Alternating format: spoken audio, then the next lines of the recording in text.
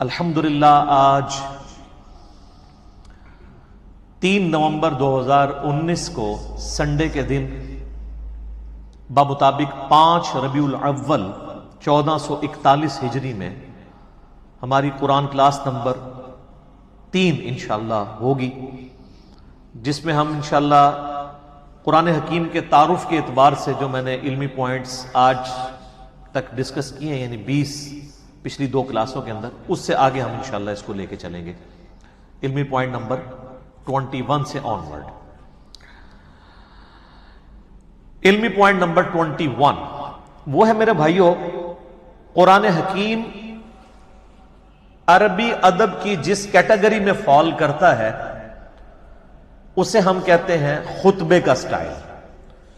قرآن حکیم اس طرح کی کتاب نہیں ہے جیسا کہ آپ کوئی بھی دنیاوی رائٹر آپ دیکھیں گے، جب کتاب لکھتا ہے تو وہ چیپٹرز بناتا ہے، ایک مقدمہ لکھتا ہے، پھر آگے ایک ترتیب کے ساتھ چیزوں کو مختلف چیپٹرز کے اندر ایڈریس کرتا ہے، جیسے ونس اپون اے ٹائم والا سٹائل ہے، اور اس میں ایک ربط پایا جاتا ہے۔ اس طرح کا ربط قرآن حکیم میں نہیں پایا جاتا جہاں تک چیپٹرز کی ترتیب کا تعلق ہے۔ البتہ چونکہ قرآن حکیم کا جو سٹائل ہے وہ ایک یونیک سٹائل ہے، اور اسے عربی میں آپ سمجھ سکتے ہیں کہ خطبے کا سٹائل ہے۔ آپ یہ کہہ سکتے ہیں کہ قرآن حکیم collection of divine origins of almighty اللہ ہے، اللہ تعالی کے خطبات، تقریروں کا مجموعہ ہے۔ ہر سورت ایک کمپلیٹ تقریر ہے، چاہے وہ مختلف اوقات میں نازل ہوئی، لیکن اگر آپ اس خطبے کو پورے کی پوری سورت کو ایز اے خطبہ دیکھیں گے تو آپ کو اس میں ایک مرکزی ٹاپک نظر آئے گا۔ جیسے ہمارے خطبہ حضرات بھی، چاہے وہ مذہبی لیڈرز ہوں یا پولیٹیکل لیڈرز ہوں، جب بھی تقریر کرتے ہیں تو ان کا ایک مرکزی ٹاپک ہوتا ہے، اس ٹاپک کے ارد گرد ساری گفتگو چلتی ہے۔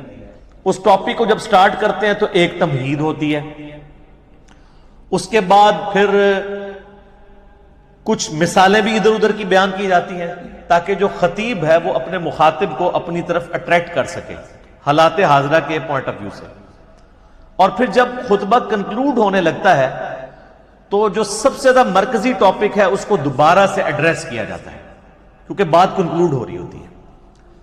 چونکہ قرآن حکیم اللہ تعالیٰ کے خطبات کا مجموعہ ہے، 114 خطبے ہیں، 114 صورتیں جو ہیں، اس کو ذہن میں رکھ کے قرآن حکیم کو پڑھیں گے تو پھر آپ کو بات سمجھ آئے گی کہ یہ سٹائل کیوں ہے۔ اب سورۃ البقرہ جو ہے، اس کا جو مرکزی ٹاپک ہے وہ سابقہ امت مسلمہ یعنی یہودیوں سے جو غلطیاں ہوئیں جن کی وجہ سے انہیں خمیازہ بھگتنا پڑا، تاکہ یہ موجودہ امت مسلمہ ہے جو امت محمدیہ صلی اللہ علیہ وآلہ وسلم، اس کے لیے گائیڈ لائنز بن جائیں کہ تم سے پہلے ایک بڑی لاڈلی میری اور بھی امت تھی جس میں میں نے اپنی کم از کم 3 کتابیں بھیجی، تورات، زبور، انجیل، ہزاروں پیغمبر بھیجے، لیکن جب انہوں نے توحید سے کنارہ کشی اختیار کی، مشرکانہ اوہام ان کے اندر داخل ہو گئے، تو پھر ہم نے اس چیز کی پرواہ نہیں کی ہے کہ 3 کتابیں ان میں نازل ہوئی تھی اور ہزاروں پیغمبر نازل ہوئے تھے، حتیٰ کہ وہ خود پیغمبروں کی اولاد بھی تھے بنی اسرائیل۔ پھر ضربت علیہم الذلہ والمسکنہ، پھر ہم نے ان کے اوپر ذلت اور مسکنت مسلط کر دی، اور اس میں بھی ٹاپ آف دا لسٹ بنی اسرائیل کو، یہودیوں کو ایڈریس کیا گیا۔ اس سے اگلی سورت سورہ آل عمران کے اندر مرکزی طور پر ایڈریس کیا گیا ہے کرسچنز کو، اور مضامین بھی بیان ہوئے ہیں لیکن مرکزی ٹاپک ہی۔ اس لیے آپ دیکھیں جتنی بھی صورتیں ہیں ان کا آغاز بھی بڑا جاندار ہوتا ہے۔ سورۃ البقرہ ہی دیکھ لیں، الف لام میم ذالک الکتاب لا ریب فیہ، یہ وہ کتاب ہے جس میں شک کی کوئی جگہ نہیں ہے۔ اس کا صحیح ترجمہ ہے اس میں شک کی جگہ ہی نہیں ہے۔ ھدی للمتقین، ان لوگوں کے لیے ہدایت ہے جو ڈر جانے والے ہیں، یعنی جو زندگی میں اپنی عقل استعمال کر کے ایک دفعہ ضرور اس رزلٹ پہ پہنچتے ہیں کہ ساری کی ساری کائنات جس نظام کے تحت چل رہی ہے وہ نظام کسی کے بنانے سے بنا ہے۔ God is the only explanation of all the physical phenomena in this universe. اس کائنات میں ہونے والے ہر فزیکل فینومینا کے پیچھے خدا ہے، اللہ ہے. پھر وہ ڈر جاتے ہیں کہ وہ اللہ جس نے ہماری مرضی کے بغیر ہمیں پیدا کیا ہے وہ ہمارے ساتھ کچھ بھی کر سکتا ہے. اس کی طرف رجوع لاتے ہیں, غیب پر ایمان لاتے ہیں, نماز پڑھتے ہیں, اس کے دیے ہوئے رزق میں سے اس کی راہ میں خرچ کرتے ہیں. اور پھر سورۃ البقرہ کا اینڈ کتنی جاندار آیات پہ ہو رہا ہے, آمن الرسول بما انزل الیہ من ربہ والمؤمنون کل آمن باللہ وملائکتہ وکتبہ ورسلہ آنورڈ. اسی طریقے سے آپ ساری صورتوں کو دیکھیں تو ان کا سٹارٹ اور اینڈ بڑا جاندار ہے, اور پھر بیچ میں آپ کو مثالیں بھی بیان کی جائیں گی, واقعات بھی بیان کیے جائیں گے تاکہ بوریت نہ آئے. اور یہ قرآن حکیم کی میرے بھائیوں وہ خصوصیت ہے, قرآن بور نہیں ہونے دیتا. یہ نہیں ہے کہ اب سورۃ البقرہ شروع ہوئی ہے تو صرف یہودی ایڈریس ہو رہے ہوں گے یا ان کی کوئی ایک چیز خاص ایڈریس ہو رہی ہوگی. نہیں, اس میں کچھ مثالیں بھی بیان ہوں گی, کچھ واقعات بھی بیان ہو جائیں گے اس سے پہلے کے.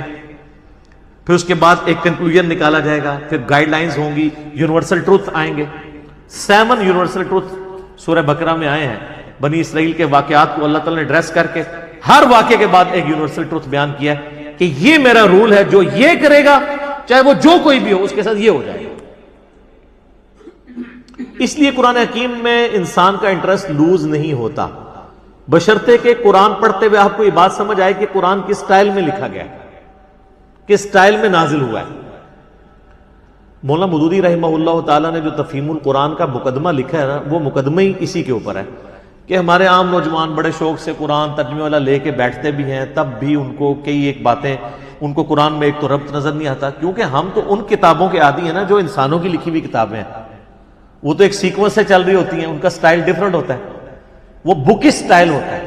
قرآن کا سٹائل بکش نہیں ہے, قرآن کا سٹائل جو ہے وہ ہے خطبے, ایڈریس کرتا ہے آپ کو.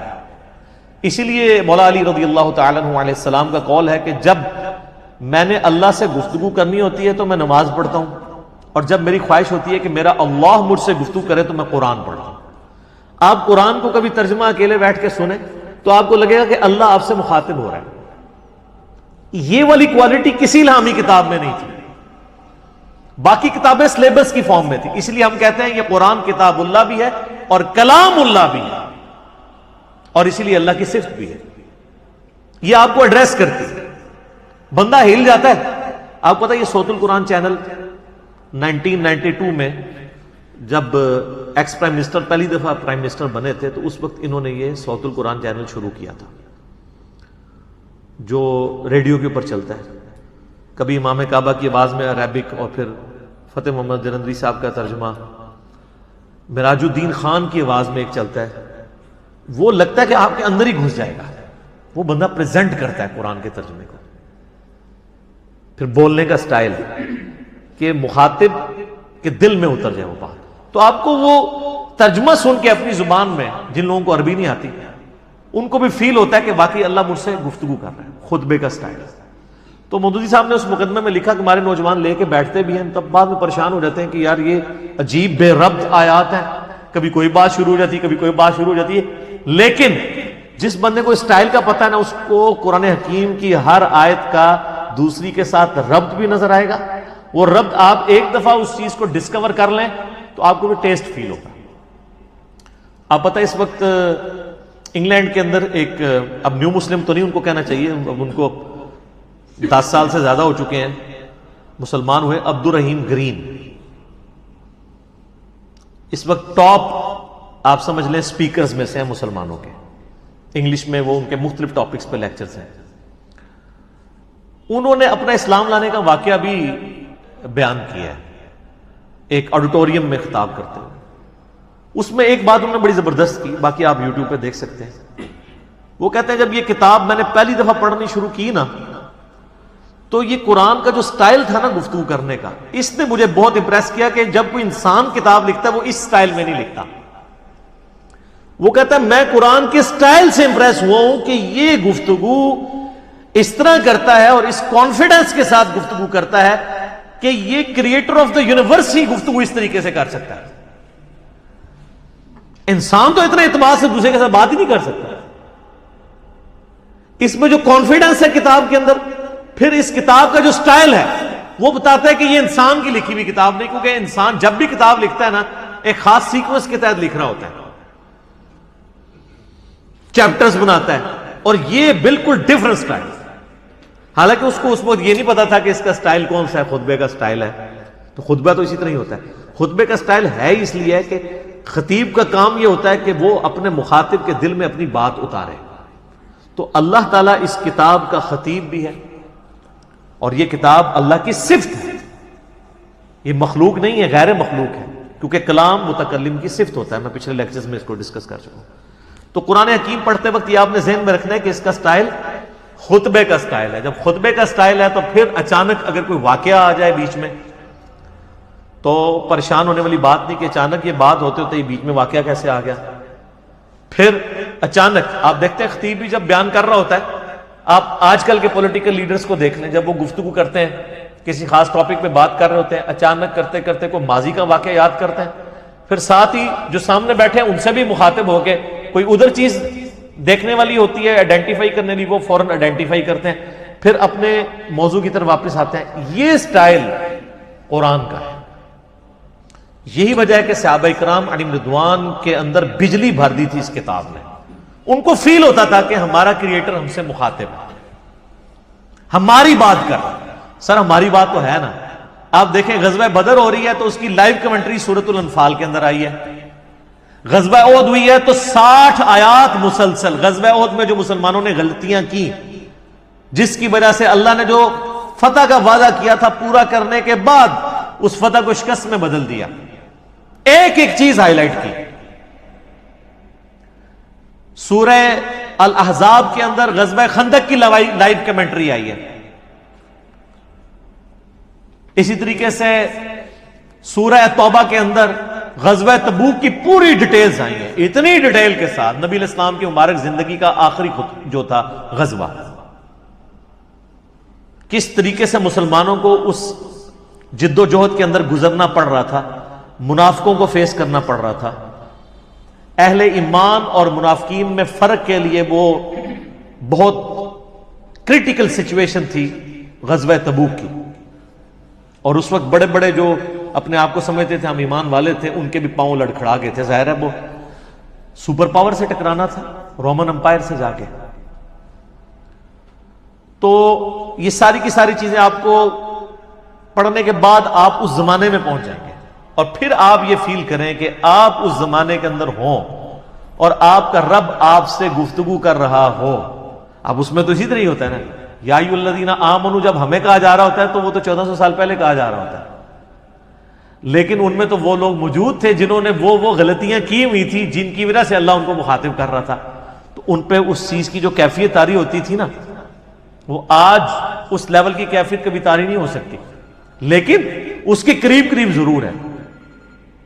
میرے ایک دوست بتانے لگے، ان کے جاننے والوں کی نا انگلینڈ کے اندر ایک شاپ ہے، تو وہ کہتے ہیں ہم نے نا پورا دن نا ایک قرآن کی تلاوت اور ترجمہ لگایا ہوتا تھا. ایک انگلش میں بھی ریکارڈنگ ہوئی ہوئی ہے، اب وہ بھی صوت القرآن چینل کے اوپر کبھی کبھار چلتی ہے. ویسے یہاں پہ جو رفاع یونیورسٹی ہے نا اسلام آباد میں، ان کا 24 گھنٹے قرآن کا چلتا ہے چینل. وہ آلموسٹ 3-4 دن میں قرآن پاک مکمل کر دیتے ہیں. تو اس میں ایک انگلش ترجمہ ہے، اس میں عربی کی آواز مشاری راشد کی ہے، اور انگلش ترجمہ جو ہے نا وہ اتنی زبردست آواز میں ہے، جس کو انگلش سمجھ آتی ہے تو وہ لگتا ہے کہ خدا آپ سے مخاطب ہے اور آپ کے دل میں اترتا ہے. تو کہتے ہیں انہوں نے اپنی دکان پہ وہ ترجمہ لگایا ہوتا تھا. کہتے ہیں جب کوئی نان مسلم بھی کسٹمر آتا تھا نا تو وہ ایک بار ٹھٹک کے سننا شروع کر دیتا تھا، اور کئی کسٹمرز نے کہا کہ آپ اس کو بند کر دیں، کیونکہ اس کو سننے سے ہمارے اوپر اثرات ہو رہے ہیں. ظاہر ہے جب دنیا کی بے ثباتی کا بیان ہو رہا ہو، مرنے کے بعد جی اٹھنے کا بیان ہو رہا ہو، اللہ کو آپ اکاؤنٹیبل ہیں، پھر آپ اپنی مرضی کی زندگی تو نہیں گزار سکتے. میری خواہشات اور میری ذات کے درمیان سب سے بڑی رکاوٹ کون ہے؟ اللہ. اگر اللہ کو میں نکال دوں تو میں اپنی مرضی کی زندگی گزار سکتا ہوں. اس لیے آپ دیکھیں گے جتنے ایتھیسٹ ہیں، منکرین خدا ہیں، وہ بیسیکلی منکرین خدا نہیں ہوتے ہیں، بلکہ وہ اپنی مرضی کی زندگی گزارنا چاہتے ہیں. اس لیے پھر اس کے لیے پہلی شرط یہ ہے کہ خدا کو بیچ میں سے نکال دیں، ورنہ یہ تو ہر وقت لٹکتی ہوئی تلوار ہے خدا کا کانسیپٹ کہ آپ اکاؤنٹیبل ہیں کسی کو، آپ کی جواب دہی ہونے والی ہے مرنے کے بعد. تو یہ قرآن حکیم کا خطبے کا سٹائل ہے. یہ قرآن پڑھتے وقت یہ چیز ذہن نشین ہونی چاہیے. علمی پوائنٹ نمبر 22 وہ ہے میرے بھائیوں، قرآن حکیم کا جو ایک ڈیوائن میوزک ہے، اس کے اندر ملکوتی غنا ہے، جو ایک آپ شاعری تو اسے نہیں کہہ سکتے لیکن ہم وزن ہے آیات. الرحمن علم القرآن خلق الانسان علمہ البیان. آپ دیکھتے ہیں یہ ایک جتنی بھی نہیں ہے لیکن ان میں ایک ڈیوائن میوزک، ملکوتی غنا، ایک صوتی آہنگ پایا جاتا ہے. یہ جو قرآن حکیم کا سٹائل ہے یہ کوئی شاعری والا نہیں ہے، کیونکہ شاعری کے اندر ردیف قافیے جو ہیں وہ بالکل برابر ایک طرح چل رہے ہوتے ہیں. قرآن حکیم میں تو ایسا نہیں چل رہے. ایون ملکوتی غنا ہوتا ہے لیکن الفاظ ڈیفرنٹ کے ساتھ. جیسے سورۃ الفاتحہ آپ دیکھ لیں، الحمدللہ رب العالمین الرحمن الرحیم. اب رب العالمین میں نون ہے، الرحمن الرحیم کے اینڈ پہ میم ہے. الفاظ تو مختلف ہیں. اگر شاعری ہوتی تو یہاں بھی نون ہی ہوتا، لیکن اگلی آیت مالک یوم الدین واپس اسی سٹائل میں. تو یہ شاعرانہ کلام بھی نہیں ہے لیکن اس میں ایک ربط بھی ہے. وہی ربط عرب کے لوگوں کو اٹریکٹ کرتا تھا. اگر قرآن حکیم نثر کی فارم میں ہوتا تو اس کی اٹریکشن نہ ہوتی اس طرح کی جو اس کی وجہ سے. اور اسی وجہ سے ہم قرآن حکیم کو طرز لگا کے پڑھ بھی لیتے ہیں. ورنہ قرآن حکیم کی جو آپ قاریوں کی اتنی طرزیں پیاری پیاری سنتے ہیں، یہ کبھی طرز لگا ہی نہ سکتے اگر اس کا نثر کا سٹائل ہوتا تو. اور یہ طرز لگانے کا حکم ہے. بخاری اور مسلم میں حدیث ہے، نبی صلی اللہ علیہ وآلہ وسلم نے فرمایا جو قرآن کو ترنم سے نہ پڑھے وہ ہم میں سے نہیں ہے. یہ نہ سمجھیے گا کہ یہ لوگ شوقیہ پڑھ رہے ہوتے ہیں. نبی علیہ السلام خود بھی ترنم سے قرآن پڑھا کرتے تھے. بخاری مسلم میں کئی احادیث ہیں. حتیٰ کہ بخاری میں ایک حدیث ہے، نبی صلی اللہ علیہ وآلہ وسلم نے فرمایا اللہ تعالی اپنی مخلوقات میں سے سب سے زیادہ شوق کے ساتھ وقت کے پیغمبر کی آواز کو سنتا ہے جب وقت کا پیغمبر ترنم کے ساتھ قرآن پڑھ رہا ہوتا ہے، اپنی کتاب پڑھ رہا ہوتا ہے. اللہ تعالیٰ اس چیز کو شوق سے سنتا ہے. آپ عرب کے قاریوں کو دیکھیں نا. اور میں کہتا ہوں آج کے دور میں جیسے کہ مشاری راشد نے ایک عام مسلمان کے دل میں قرآن حکیم کی محبت پیدا کی ہے نا، وہ یقیناً ان کا خاصہ ہے. دیکھیں یہ فیلڈ ہے نا، قرآن حکیم کی ایک فیلڈ ہے کہ ایک بندہ اچھی عربی جانتا ہو، اچھی تفسیر کر لے، یہ ایک فیلڈ ہے. ایک فیلڈ یہ ہے کہ قرآن حکیم کی وہ خطاطی اچھی کر لے. اب عالم دین تو خطاطی نہیں کر پائے گا، ایک جو خطاط کر سکتا ہے. اس وقت بھی آپ کو پتا ہے جو ٹاپ آف دا لسٹ خطاط ہے جو اب مسجد نبی میں ساری حرمین میں جو رائٹنگ کر رہے ہیں وہ پاکستان کا ہے، کراچی کا رہنے والا ہے. اس کو پورا آفس دیا انہوں نے. ادھر تو اس بیچارے کو پوچھتے ہی کوئی نہیں تھا. وہ تو جب اس کی رائٹنگ سامنے آئی ہیں تو اب یہ ایک علیحدہ سے فیلڈ ہے. اسی طریقے سے قرآن حکیم کو ترنم سے پڑھنا یہ بھی الگ سے ایک فیلڈ ہے. ایک تو ترنم ہوا ہے جو مولوی لگاتے ہیں، قرآن بالکل غلط پڑھ رہے ہوتے ہیں، صرف ترنم ہی ہوتا ہے اس میں، اور گانے کی طرز پہ پڑھ رہے ہوتے ہیں. گانے کی طرز پہ اس لیے کہ وہ قرآن حکیم کے جن الفاظ کو کھینچنا ہے ان کو نہیں کھینچتے، اور جن کو کھینچنا چاہیے ان کو مختصر پڑھ دیتے ہیں. قرآن حکیم کی طرز ہر بندہ تو نہیں لگا سکتا جب تک وہ قرات کے اصولوں سے واقف نہیں ہے کہ کس لفظ کو آپ کھینچ کے پڑھ سکتے ہیں یعنی لمبا کر کے، اور کسی کو لمبا نہیں کر سکتے. اسی لیے آپ دیکھیں گے علماء حضرات اکثر جو قاری نہیں ہوتے جب وہ قرآن پڑھ رہے ہوں گے نا تو بالکل غلط قرآن پڑھ رہے ہوتے ہیں، زبر زیر ٹھیک پڑھ رہے ہوں گے، اور بعض تھوڑے بہت ایسے ہوں گے جو پروناؤنس بھی صحیح کر لیں گے. ویسے تو عموماً وہ لگتا ہے پنجابی میں قرآن پڑھ رہے ہیں، عربی ان کو آتی ہوتی ہے لیکن عربی پروناؤنس نہیں صحیح کرنی آتی. بہت کم ہے علماء میں سے جو صحیح پروناؤنس بھی عربی کو کر سکتے ہیں. یعنی ہمارے جو سب کانٹیننٹ کے لوگوں کی بات کروں، عرب کے لوگوں کی نہیں، ان کی تو اپنی زبان ہے. پھر وہ جب طرزیں لگانا شروع کرتے ہیں تو ان کو پتہ ہی نہیں ہے کہ وہ کون سے الفاظ کھینچ رہے ہیں، وہ کھینچنے بنتے بھی ہیں کہ نہیں، اور بعض اوقات وہ بعض ایسے الفاظ کو کھینچ دیتے ہیں کہ مطلب ہی الٹ ہو جاتا ہے. مثلا یہ جو لفظ ہے لام زبر لا، اگر لام کے اوپر زبر کے ساتھ لام زبر لا پڑھا جائے تو اس کا مطلب ہوتا ہے یقیناً، ضرور، بالضرور، جیسا کہ سورہ التکاثر میں آتا ہے ثم لتسألن يومئذ عن النعیم، ثم لتسألن، لام زبر لا، پھر اس قیامت کے دن ضرور تم سے پوچھا جائے گا ان نعمتوں کے بارے میں جو دنیا میں تمہیں اللہ نے دی تھی. لیکن اگر آپ اس کو طرز لگاتے ہوئے ثم لا تسألن، لا کو ذرا سا لمبا کر دیا تو لا کا مطلب کیا ہے؟ نہیں. اب یہ لام نہیں کھینچا جا سکتا. اچھا، اس ترنم کو برقرار رکھنے کے لیے عربی میں آپ کو یہ بھی اجازت ہوتی ہے عربی زبان میں کہ آپ مد عارض کر سکتے، عارضی مد بھی کر سکتے ہیں. یعنی مد وہاں پہ موجود نہیں ہے لیکن طرز بنانے کے لیے آپ مد خود انٹروڈیوس کروا سکتے ہیں بیچ میں، لیکن ہر لفظ کے اوپر نہیں، حروف مدہ کے اوپر. جس طرح یا مدہ ہے، واو مدہ ہے، الف مدہ ہے. جیسے ہم سورۃ الفاتحہ آپ دیکھتے ہیں، میری بھی قرات کہ یہ ایک چڑھی ہوئی ہے، تو اس میں اب جب ترنم سے پڑھ رہا ہوتا ہوں تو آپ اگر قرآن کھول کے دیکھیں گے تو وہاں تو مد نہیں پڑی ہوئی، لیکن اس مد کو میں خود بنا رہا ہوتا ہوں، وہ عربی رول کے تحت. ایک تو سورۃ الفاتحہ کے اینڈ پہ مد آتی ہے نا، مطلب ضالین، وہ تو لکھی ہوئی ہے، لیکن اس سے پہلے جو ہم پڑھ رہے ہوتے ہیں، اعوذ باللہ من الشیطان الرجیم، الحمد للہ رب العالمین.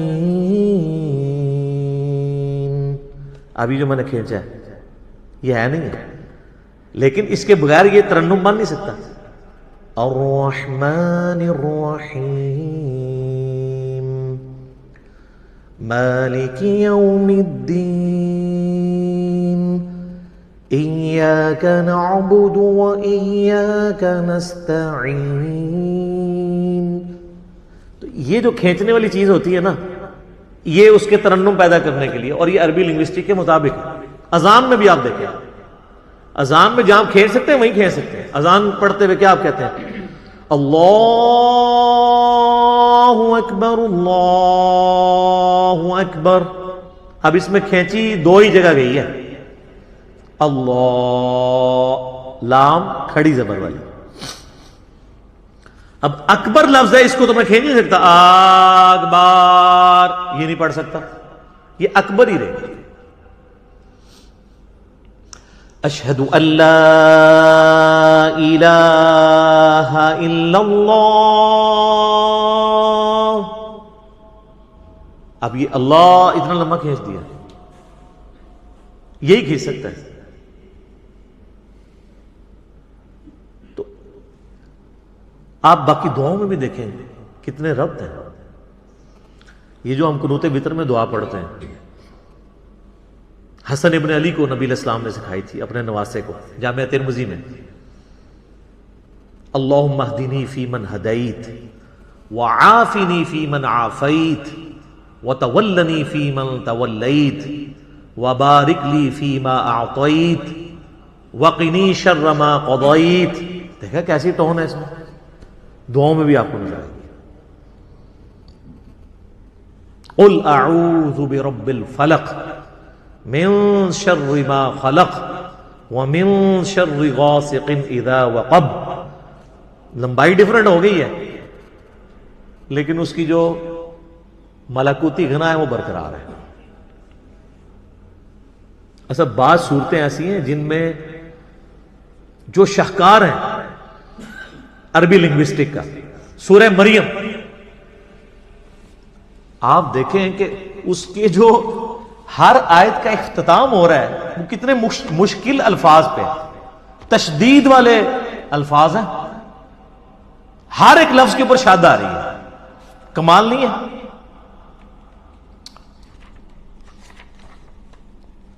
پارہ نمبر 16 کے اندر جا کے آتی ہے نا سورہ مریم. اعوذ باللہ من الشیطان الرجیم. آپ دیکھیں پہلے تو حروف مقطعات ہیں، اس کے بعد ذکر رحمت ربک عبدہ زکریا اذ نادى ربه نداء خفيا قال ربي إني وهن العظم مني واشتعل الرأس شيبا ولم أكن بدعائك ربي شقيا.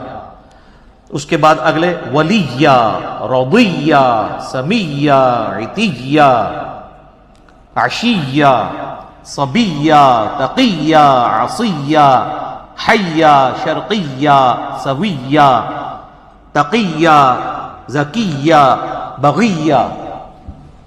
ٹون ہے. اور یہ دو صورتیں تو کمال ہیں، سورہ طٰہٰ اور سورہ مریم.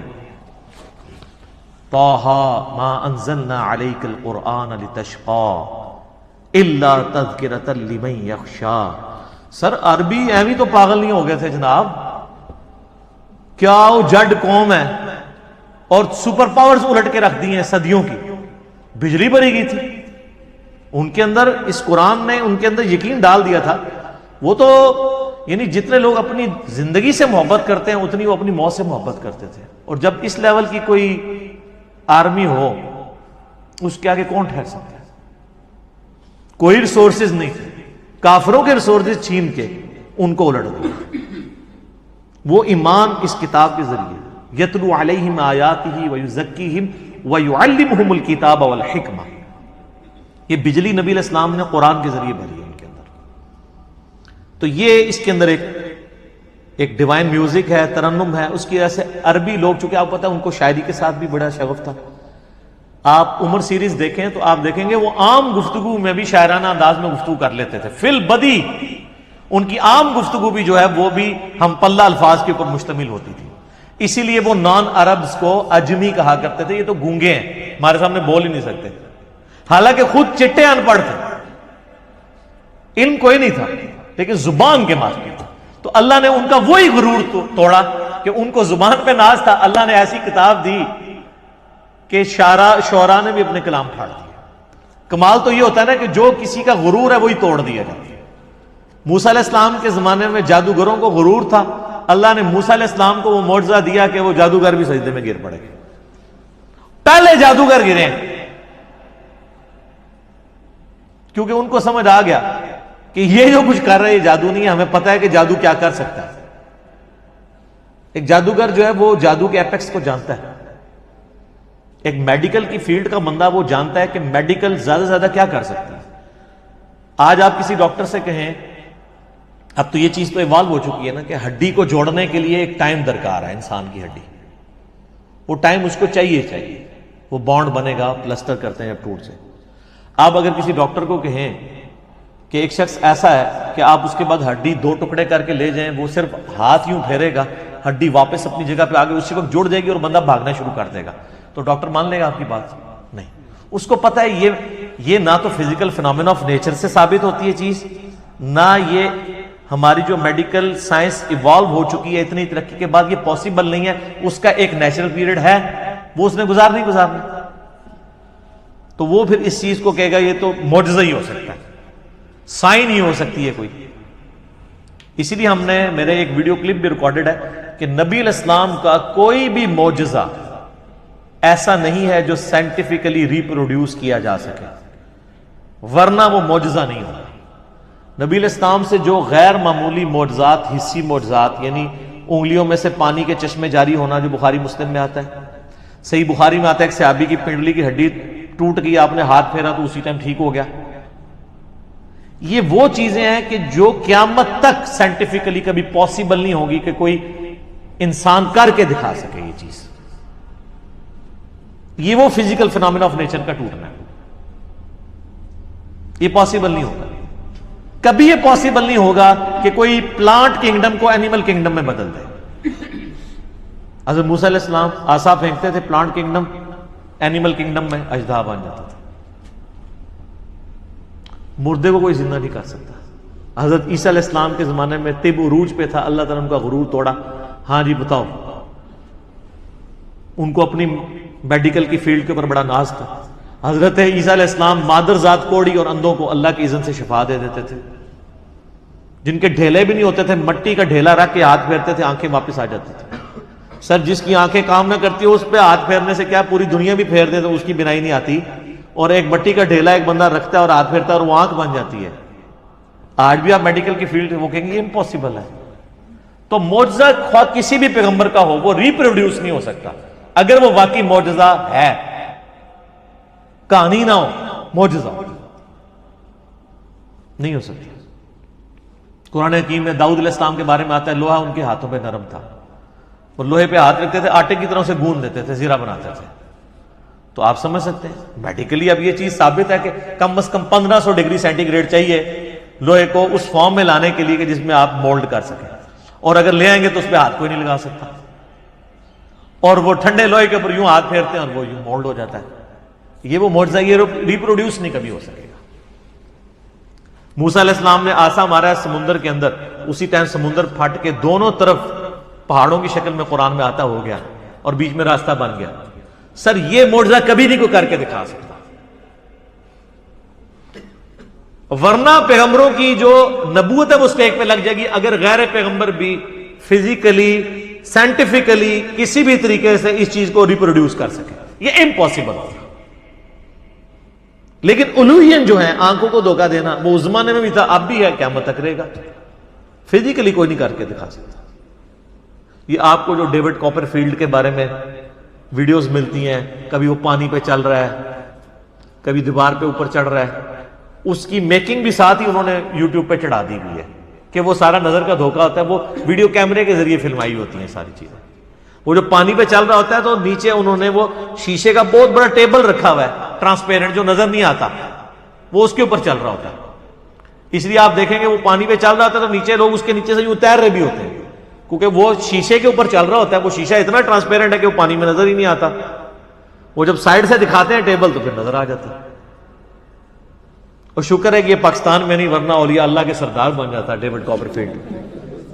ہاں,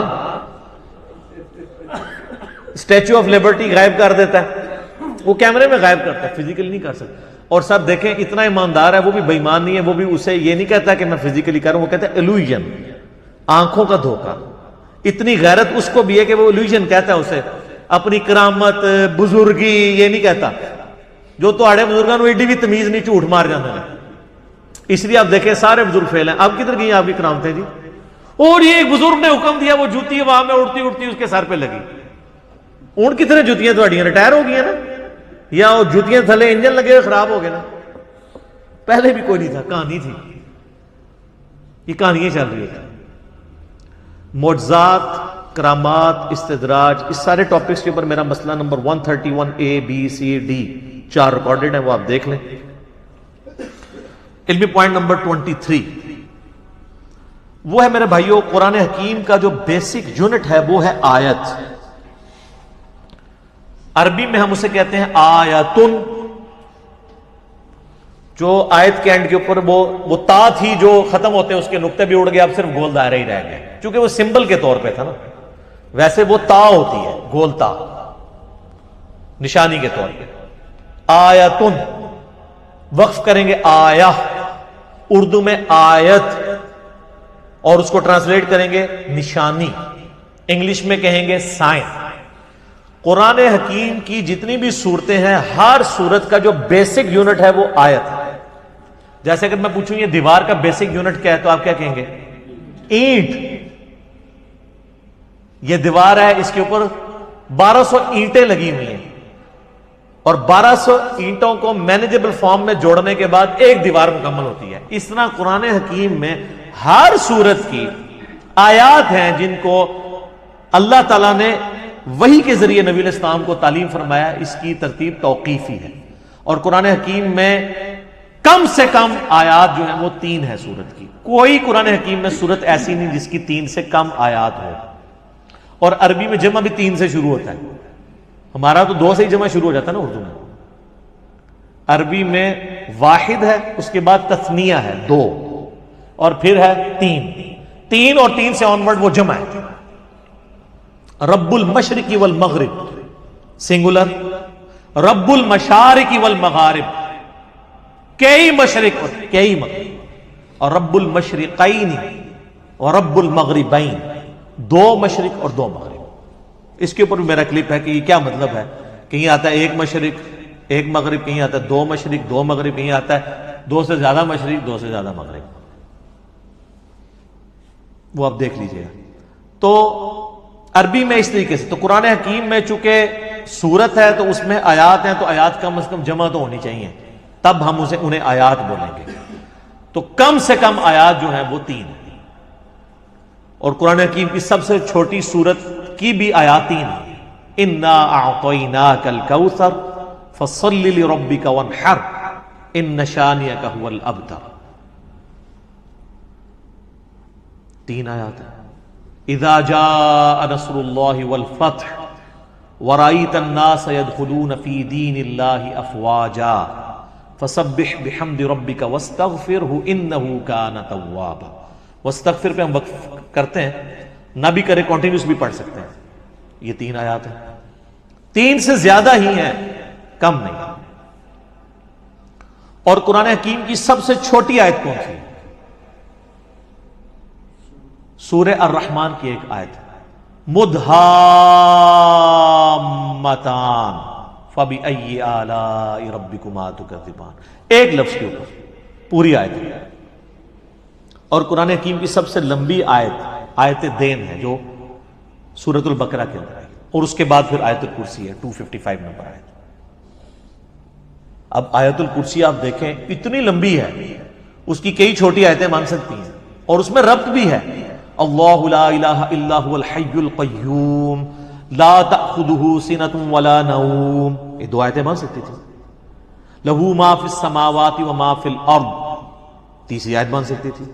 من ذا الذی یشفع عندہ الا بإذنہ یعلم ما بین ایدیہم وما خلفہم ولا یحیطون بشیء من علمہ الا بما شاء وسع کرسیہ السماوات والارض ولا یؤودہ حفظہما وہو العلی العظیم۔ اتنی لمبی یہ آیت ہے، اس کے ٹکڑے ہو سکتے تھے۔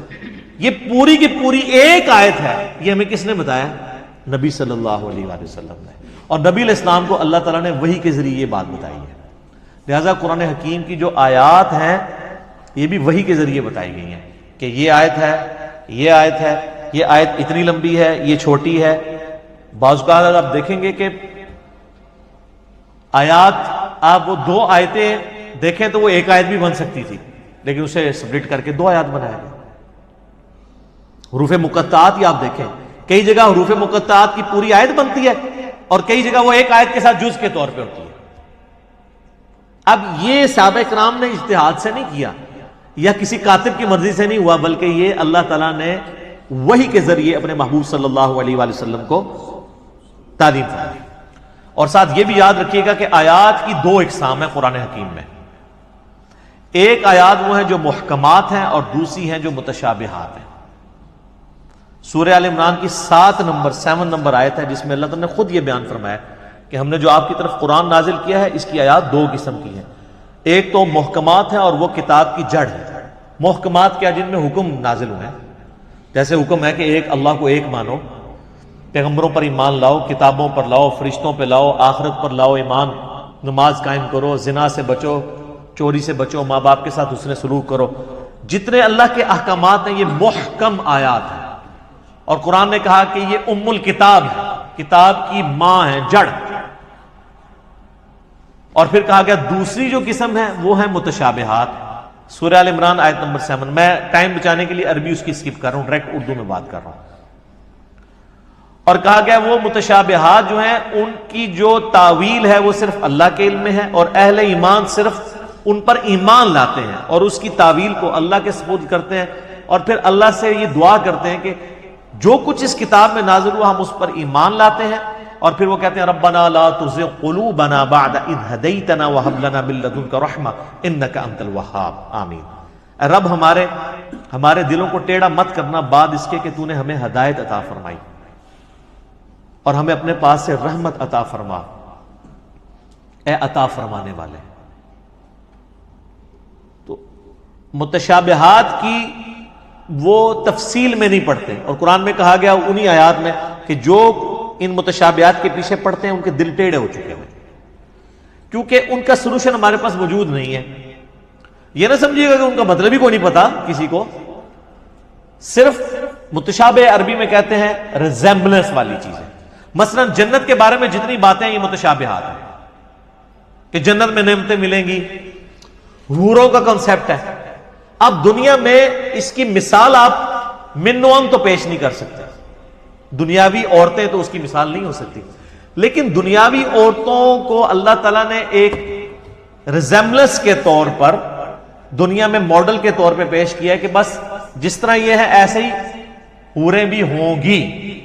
لیکن وہ کیسی ہیں؟ وہ سورہ سجدہ میں ہے کہ جو اللہ نے تمہارے آنکھوں کی ٹھنڈک چیزیں نعمتیں چھپا رکھی ہیں وہ کوئی اس کو امیجن بھی نہیں کر سکتا.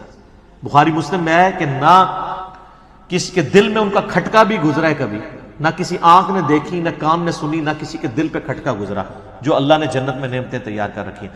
لیکن اس کی مثالیں بیان کی جاتی ہیں. اسی طریقے سے کہا گیا شہید زندہ ہے لیکن تمہیں شعور نہیں ہے. کہہ دیا نا بھئی زندہ کیسے ہے؟ مرا ہوا ہے، اٹھ نہیں سکتا، قبر سے باہر نہیں نکل سکتا. یہ متشابہ آیات ہے کہ وہ آخرت کی زندگی ہے، اس پہ دنیا کے رولز اپلائی نہیں ہوتے. اچھا قرآن بار بار کہہ رہا ہے کہ تمہیں شعور نہیں ہے. ہمارے مسلمانوں نے جس چیز سے منع کیا تھا شعور نہیں ہے، انہوں نے الٹا شعور بنایا اور کہا جی زندہ ہے تو زندہ سے تو ہم مانگ بھی سکتے ہیں، تو اسی لیے ہم جا کے مردوں سے مانگتے ہیں. تو اس پہ پھر میں ہی پھکی دیتا ہوں کہ یہ زندہ بندے میرے پاس بیٹھے ہوئے ہیں 70-80 کے قریب، میں کسی سے بھی پانی مانگوں مجھے دے دے گا. آپ ذرا اپنے والے زندہ سے ذرا مانگو نا کہ چلو قبر کے اندر سے کوئی ہاتھ باہر نکال کے بتا دے. اگر آپ یہی رول لگا رہے ہو پھر آپ کو ماننا پڑے گا کہ یہ زندگی اور وہ زندگی اور. اس زندگی میں سانس کی ضرورت ہے، کھانے پینے کی ضرورت ہے اور رفع حاجت کرنے کی ضرورت ہے. اس زندگی میں ان چیزوں کی ضرورت نہیں ہے. تو جب شعور ہی نہیں، متشابہات ہیں اس کے پیچھے پڑے ہوئے ہیں. اور بخاری مسلم میں حدیث ہے، تم دیکھو جب کوئی شخص قرآن کی متشابہ آیات کے پیچھے پڑا ہوا ہے تو جان لو یہ وہی بدبخت اور گمراہ شخص ہے جس کے بارے میں قرآن میں اللہ نے کہا ہے کہ ان کے دل ٹیڑھے ہو چکے ہیں. اور اہل ایمان کی نشانی ہے ربنا لا تزغ قلوبنا بعد اذ ہدیتنا. تو یہ متشابہات اور محکمات میں بھی میرا ایک کلپ ریکارڈڈ موجود ہے جس میں میں نے ڈیٹیل کے ساتھ اس کے اوپر ڈسکشن کی تھی. علمی پوائنٹ نمبر 24 وہ ہے میرے بھائیوں، قرآن حکیم کی آیات مل کر ایک مکمل صورت بناتی ہیں، جس کا کچھ حصہ پہلے ڈسکس کر چکا کہ قرآن حکیم میں کم از کم 3 آیات والی ایک صورت ہے. سورۃ الکوثر، سورۃ النصر اور بھی سورۃ العصر میں بھی 3 آیات ہیں، کم سے کم 3. زیادہ سے زیادہ سب سے زیادہ سورۃ البقرہ میں 286. تو آیات مل کے مکمل صورت بناتی ہیں. بیسک یونٹ آیت اور اس کا مکمل جب خطبہ ہوتا ہے تو وہ صورت.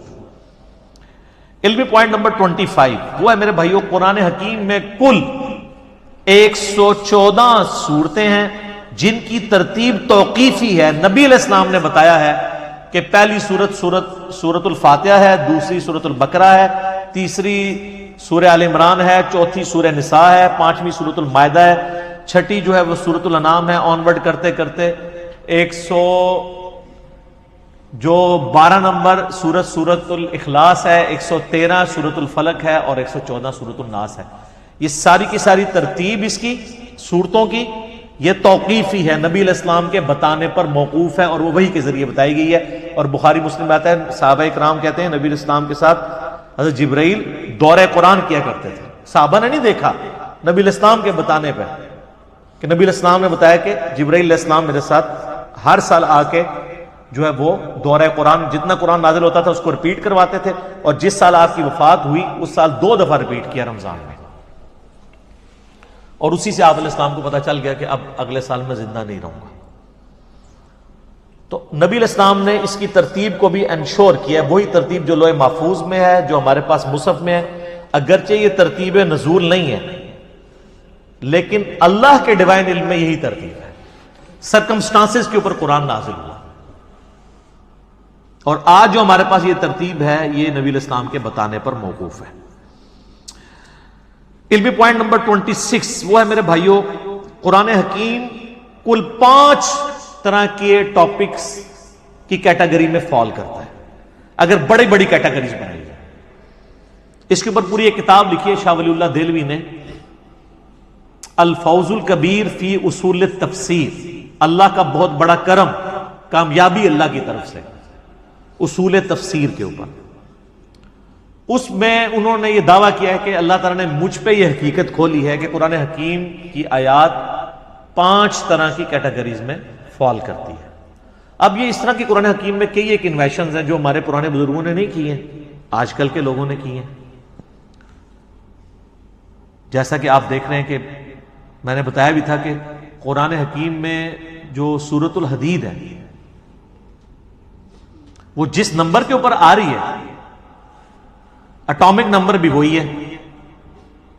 اب اس پرانے زمانے میں تو اٹامک نمبر نہیں ہوا کرتے تھے. یہ ہر آنے والے زمانے میں، یہ حروف ابجد کے اوپر میرا ایک کلپ دیکھ لیں، اس میں نے ڈیٹیل سے یہ بتائی. تو یہ چیزیں آپ کو نظر آئیں گی.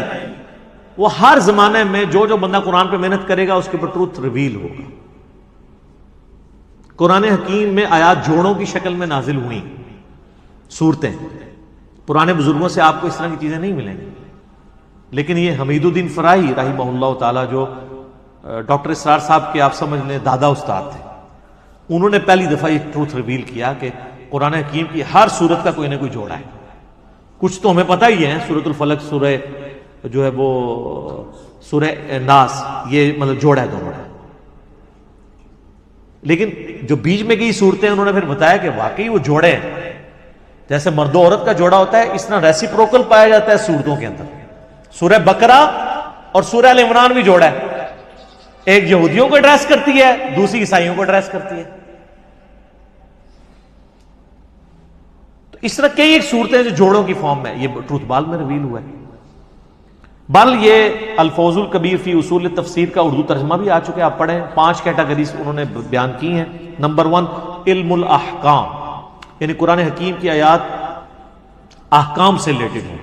نماز، روزہ، حج، زکوٰۃ، عقائد، یہ ساری چیزیں علم الاحکام میں آتی ہیں. نمبر 2 علم المخاصمہ. مخاصمہ کہتے ہیں جھگڑا کرنے کو، علمی جھگڑا. یعنی جو منکرین خدا ہیں یا جیوز اور کرسچنز ہیں، ان کے جو لیم ایکسکیوزز ہیں، ان کے علمی جوابات دیے گئے ہیں. تو یا آیات اس کے اوپر مشتمل ہوں گی. نمبر 3 التذکیر بالموت، موت کو یاد کروا کے کہ تمہیں مر کے کسی کے پاس پہنچنا ہے اور آخرت کی زندگی میں دنیا کی زندگی کا جواب دینا ہے. اس کو کہتے ہیں التذکیر بالموت، نصیحت کرنا موت کو یاد کروا کے. اس کے اوپر آیات، یہ تو قرآن پاک میں بڑا مین ٹاپک ہے. قرآن حکیم کے اگر 2 مین ٹاپک دیکھے جائیں تو عقیدہ توحید اور دوسرا ہے دنیا کی بے ثباتی، دنیا سے بے رغبتی. چوتھی کیٹیگری انہوں نے کہا التذکیر بآلاء اللہ، اللہ کی قدرت کی بڑی بڑی نشانیوں کے ذریعے اللہ اپنا تعارف کرواتا ہے. جتنے فزیکل فینومینا آف نیچر اس میں ڈسکس ہوئے ہیں، سائنٹیفک فیکٹس ڈسکس ہوئے ہیں. اس کا شاہکار آپ کو سورۃ النحل نظر آئے گی، سورہ روم نظر آئے گی، سورہ الرحمن نظر آئے گی. اس میں تو یہ لفظ بھی آ گیا فَبِأَيِّ آلَاءِ رَبِّكُمَا تُكَذِّبَانِ، جس کا ترجمہ اکثر مولویوں نے غلط کیا ہوا ہے. تم اپنے رب کی کون کون سی نعمتوں کو جھٹلاؤ گے. حالانکہ نعمت خود عربی کا لفظ ہے. مودودی صاحب نے اس کا ترجمہ صحیح کیا ہے. تم اپنے رب کی قدرت کی کون کون سی نشانیوں کو جھٹلاؤ گے، کیونکہ دوزخ کی آیات کے بعد بھی پھر یہ آیت ریپیٹ ہوتی ہے. تو دوزخ کیا نعمت ہے؟ وہ ترجمہ کرنے والے کو بھی نہیں سمجھ آئی. تو اعلیٰ کا مطلب ہوتا ہے قدرت کی بڑی بڑی نشانی. تو دوزخ اللہ کی قدرت کی نشانی تو ہے، جس طرح جنت ہے. تو مودودی صاحب ہر دفعہ جب آیت آتی ہے نا، یہ والی آیت، تو اس کے سیاق و سباق کے اعتبار سے اس کا ترجمہ کرتے ہیں، کیونکہ عربی بڑی ورسٹائل زبان ہے. عربی میں ایک لفظ اگر سیاق و سباق میں آپ مختلف جگہ بیان کریں گے تو وہ اپنا وہ والا مطلب بیان کرے گا. اگر میں آپ کہوں مسجد الحرام اور کہوں ولد الحرام، زمین آسمان کا فرق ہے. حرام دونوں جگہ ہی مجھے گا. مسجد حرام جس کی حرمت ہے، عزت ہے، اور ایک وہ حرام ہے جو ہم حرام کہتے ہیں، زنا حرام، چوری حرام. اب یہ حرام اور ہے. آپ کے حساب سے تو اس کا نام مسجد حلال ہونا چاہیے تھا، حلال مسجد. تو اڈی مسجد ادھر منہ کر کے نماز پڑھ دو تو نہ ہی حرام ہے، لیکن حرام عربی والا ہے. حرمت کی جگہ جہاں پہ آپ اللہ کی حدود کو توڑیں گے تو وہ بڑا جرم ہوگا ایز کمپیئر ٹو اور جگہوں. اس کی حرمت اللہ نے رکھی ہے، عزت رکھی ہے. لفظ ایک ہی ہے لیکن دونوں جگہ مختلف معنی دے رہے ہیں. تو تو اس طرح فَبِأَيِّ آلَاءِ رَبِّكُمَا تُكَذِّبَانِ کا ترجمہ بھی مختلف جگہ مختلف آئے گا. اور پانچویں کیٹیگری ہے التذکیر بِأَيَّامِ اللَّهِ، اللہ تعالی کے فیصلوں کے بڑے بڑے جو دن ہیں ان کے ذریعے ڈر سنانا. اور یہ بھی قرآن پاک کا بڑا مین مضمون ہے. اگلی انبیاء کی جو امتیں ان کا ذکر کر کے اللہ تعالیٰ نے پھر فیصلہ. اچھا یہ سارے الفاظ قرآن میں موجود ہیں. فَذَكِّرْهُمْ بِأَيَّامِ اللَّهِ، یہ اللہ تعالیٰ نے حضرت موسیٰ علیہ السلام کو کہا کہ اپنی امت کو ڈراؤ اللہ کے بڑے دنوں سے. بڑا دن کون سا جس میں بڑا فیصلہ ہوا؟ 10 محرم کا دن بڑا دن تھا جس میں یہ فیصلہ ہوا کہ فرعون کو ڈبویا جائے گا اور بنی اسرائیل کو نجات دی جائے گی اس کے ظلم سے. بخاری مسلم میں آتا ہے نا کہ یہودی اس دن روزہ رکھتے تھے کہ فرعون کو ڈبویا گیا. پھر نبی علیہ السلام نے امت کو حکم دیا کہ تم 9 اور 10 دو روزے رکھو. اس پہ ڈیٹیل میرا کلپ موجود ہے، آج میں اس کی طرف نہیں جاتا. قوم عاد جس دن ہلاک ہوئی وہ اللہ کی قدرت کی یعنی آپ ایگزیکیوشن کا ایک بہت بڑا دن ہے. ہماری امت میں فتح مکہ کا دن ایام اللہ میں سے، غزوہ بدر کا دن ایام اللہ ہے، اللہ کے فیصلے کا دن ہے. اللہ نے کہا یہ کہتے تھے نا فرقان ہوگا، یہ ابو جہل نے کہا تھا کہ یہ حق اور باطل میں فرق کرنے والا دن ہوگا. اللہ نے کہا تم نے فرقان بولا تھا، لے پھر میں اس دن کو فرقان بنا دیتا ہوں کہ نہتے مسلمانوں سے تم لیس ہوئے ہوئے کافروں کو، جنگجو کافروں کو مرواؤں گا. غیبی مدد کے ساتھ ہوا. تو یہ اللہ کی قدرت کے بڑے بڑے دن یہ اگلی امتوں میں بھی گزرے. قوم سمود، قوم عاد، قوم نوح کی تباہی کے دن ایام اللہ تھے. تو یہ 5 کیٹیگریز بنی. اب آپ قرآن کی کوئی آیت نکالیں، میں کوئی آیت بھی پڑھوں، آپ خود مجھے بتا دیں گے کہ یہ فلاں کیٹیگری میں فال کرتی ہے. اگر میں کہوں ان اللہ وملائکتہ یصلون علی النبی یا ایھا الذین آمنوا صلوا علیہ وسلموا تسلیما اللہم صلی علی محمد وعلی آل محمد، یہ آیت کس کیٹیگری میں فال کرتی ہے؟ تو آپ کہیں گے یہ علم الاحکام والی کیٹیگری میں فال کرتی ہے، کیونکہ اس میں حکم ہے دروشی پڑھنے کا. تو آپ یہ خود ڈیفائن کر سکتے ہیں. کوئی بھی آیت آپ کنسیڈر کریں گے آپ فوراً پہنچ جائیں گے یار یہ آیت فلاں کیٹیگری میں فال کرے گی. افلا يعلم اذا بعثر ما في القبور وحصل ما في الصدور. کتنا ان آیات کے اندر زور ہے. یہ التذکیر بالموت ہے کہ مرنے کے پاس تمہیں بعد اپنے رب کے حضور پیش ہونا ہے، اس کیٹیگری میں فال کرتی ہے. اور اسی طریقے سے آپ سورہ رحمان شروع کریں، اللہ کی قدرت کی نشانیاں. سورۃ النحل میں اللہ تعالیٰ نے کہا ہم نے شہد کی مکھی کے اوپر بھی یہ وحی کی ہے اور اس کو ہم نے راستے دکھائے ہیں کہ پھولوں کا رس چوس اور یہ سب کچھ. اس طرح کی جتنی چیزیں ہیں. سورۃ البقرہ میں آیا آسمان سے بارش کا برسنا، زمین سے سبزے کا نکلنا. یہ آیات جتنی ہیں کس کیٹیگری میں فال کرتی ہیں؟ التذکیر بآلاء اللہ، اللہ کی قدرت کی بڑی بڑی نشانی ہے. اور اس طریقے سے سورہ المائدہ کے اندر، سورہ نساء کے اندر، سورۃ البقرہ کے اندر اللہ تعالیٰ جو کرسچنز کو، جوز کو جواب دیتا ہے. سورہ مائدہ میں اللہ تعالیٰ فرماتا ہے نا کہ عیسیٰ کی مثال تو اللہ کے ہاں آدم کی سی ہے. آدم کو تو تم بھی اللہ کا بندہ ہی مانتے ہو، حالانکہ اس کی تو نہ ماں تھی نہ باپ. عیسیٰ کا باپ نہیں تھا تو اس کو تم نے خدا بنا لیا. جس کی ماں بھی نہیں تھی باپ بھی نہیں تھا اس کو تو تم بھی بندہ مان رہے ہو. اب یہ مخاصمہ کیا نا، جھگڑا کیا علمی، جس کو میں اینٹی وینم پھکی والی بات کرتا ہوں، الزامی جواب. یہ علم المخاصمہ. ٹھیک ہو گیا جی؟ ابھی 26 پوائنٹ ہوئے ہیں جی، 14 ابھی بھی باقی ہیں. تو ہو سکتا ہے کہ چوتھا 5واں لیکچر بھی اس پہ ہو. اب ہمارا ٹائم پورا ہو چکا ہے. اللہ تعالیٰ سے دعا ہے جو حق بات میں نے کہی اللہ تعالیٰ ہمارے دلوں میں راسخ فرمائے. اگر جذبات میں میرے منہ سے کوئی غلط بات نکل گئی تو اللہ تعالیٰ ہمیں معاف کر دے، ہمارے دلوں سے معاف بھی کر دے. اللہم صلی علی محمد وعلی آل محمد کما صلیت علی ابراہیم وعلی آل ابراہیم انک حمید مجید. اللہم بارک علی محمد وعلی آل محمد کما بارکت علی ابراہیم وعلی آل ابراہیم انک حمید مجید. اللہ تعالیٰ ہمیں اس دعوت حق کو دوسرے بھائیوں تک پہنچانے کی توفیق عطا فرمائے.